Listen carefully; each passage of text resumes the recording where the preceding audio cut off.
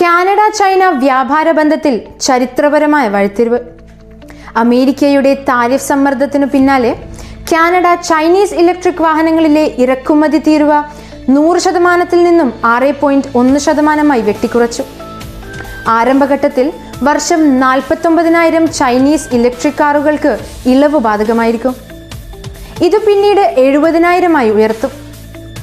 ഇതിനു പുറമെയായി ചൈന കാനഡയിൽ നിന്നുള്ള കനോല ഓയിൽ, ബീഫ് ഉൽപ്പന്നങ്ങൾ എന്നിവയ്ക്ക് വൻ നികുതി ഇളവുകളും പ്രഖ്യാപിച്ചിട്ടുണ്ട്.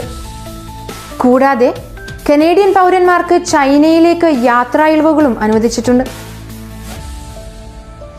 ഇതുവരെ കാനഡയുടെ പ്രധാനമായ വ്യാപാര പങ്കാളി അമേരിക്കയായിരുന്നു.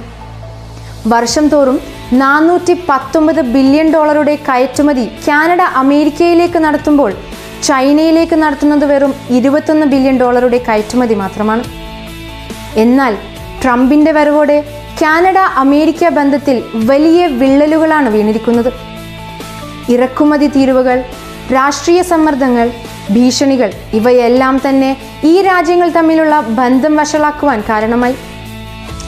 ഇപ്പോൾ കാനഡ ചൈന വ്യാപാര കരാർ ട്രംപിനെ കൂടുതൽ പ്രകോപിപ്പിക്കുകയാണ്.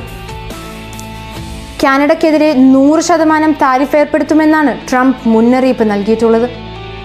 ഇത് സംഭവിച്ചാൽ കാനഡ വലിയൊരു സാമ്പത്തിക അസ്ഥിരതയിലേക്ക് നയിക്കപ്പെടും.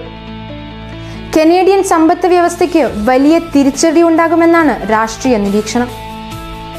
BSE മലയാളം TVയിൽ നിന്നും ഞാൻ റുക്യാന.